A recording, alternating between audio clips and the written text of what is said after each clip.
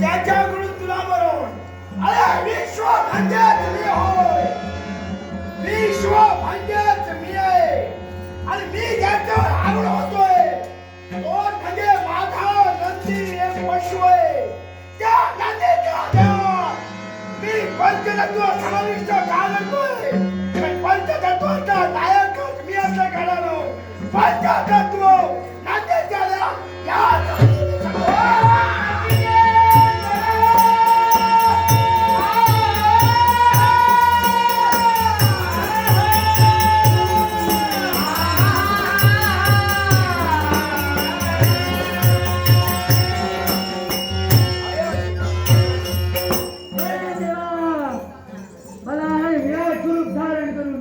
कशासाठी बोलवलंयस? हे वा नंदी तुझ्या देवावर शंकर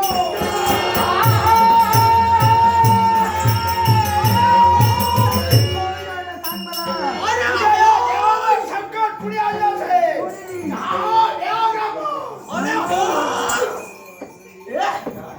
थांब रे. इतर पशुना एक याला 5-5 कशी रे आणि काय आहे घेऊन येता तुम्ही?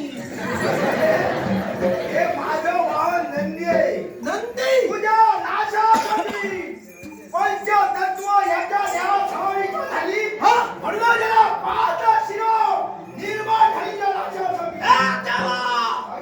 जर काही पंचतत्वाची शिरत देईल माझ्या नाशासाठी या नंदीची निर्मिती तू केली असशील तरी घाबरणारा हा व्याघ्र म्हणतोय या नवकांच्या शिराखाली तुम्हा साऱ्यांची शिरो हा व्याघ्र म्हणतोय. आता जर असेल तर ये असा. हा ये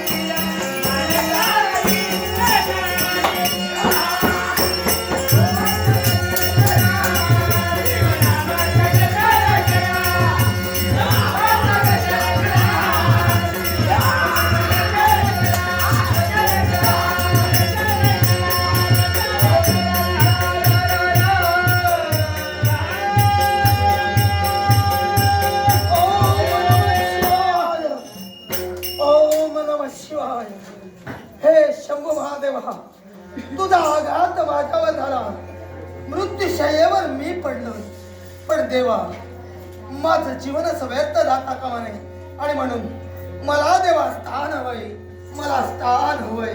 तथास्तु.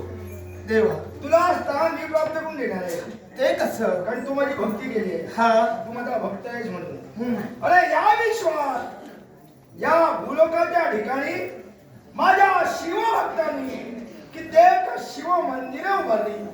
त्या मंदिराच्या गाभाऱ्यात माझी मूर्ती स्थापन केली. हा आणि मंदिराच्या प्रवेशद्वारावर नंदीची मूर्ती स्थापन केली. पण तुला मारणं ही जागा म्हणजे खडखड.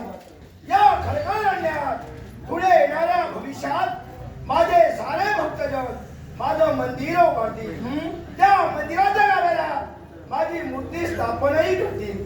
पण त्या मंदिराच्या प्रवेशद्वारावर या नंदीची मूर्ती स्थापन न करता तुझी मूर्ती स्थापन करून तुला स्थान प्राप्त करून देतील. देवा. स्थान प्राप्त करून देतील. भविष्यात या कडखल क्षेत्री ज्यावेळी तुझं मंदिर बांधलं जाईल, त्या मंदिरासमोर या नंदीची मूर्ती न स्थापित करता माझ्या मूर्तीची स्थापना करा. पण देवा त्या मूर्तीला किंवा त्या स्थानाला जर का महत्व नसेल तर काय त्या स्थानाचा उपयोग? नक्कीच महत्व असणार आहे. असं कोणतं? अरे या विश्वात जो कोणी जन्माला आला त्याला मरणे ठरलेलं आहे. पण हे सारे काही जाणून सुद्धा काही जणांच्या मनी मृत्यूची भीती असते.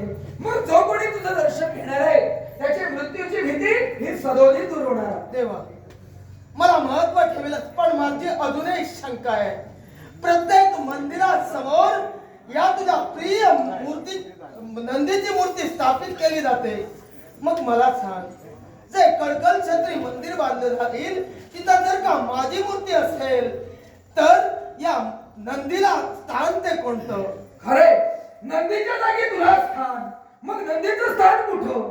तर शंभू महादेव माता पार्वती यांचं एकीकरण म्हणजे शिवलिंग.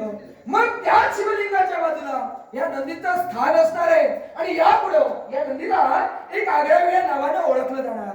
हे व्याघ्रपद ऋषी हा. तुझा शेवट करण्यासाठी शंभू महादेवाने या नंदीमध्ये पंचतत्व समाविष्ट केली, म्हणून या नंदीला यापुढं पंचतत्वांकित रुद्र पशु म्हणून ओळखलं जाणार. पण देवा त्या नंदीच्या स्थानाला महत्व काय असणार? नक्कीच महत्व असणार आहे. मृत्यू लोकांच्या ठिकाणी असणारे शेतकरी त्यांच्या गोठ्यामध्ये काही दोष असतील, म्हणजे त्या शेतकऱ्यांच्या गोठ्यातील गाई गुरे ही सतत मृत पावत असतील, गोमाता सतत दुधाच देत नसतील, तर ते दोष दूर करण्यासाठी त्या गोठ्यामध्ये जर का या पंचतत्वाची रुद्र पशुचं नामस्मरण केलं तर ते सारे दोष दूर होणार. देवा धन्य झालो. आता फक्त तुझ्या चरणाची जागा. ओम नमः शिवाय.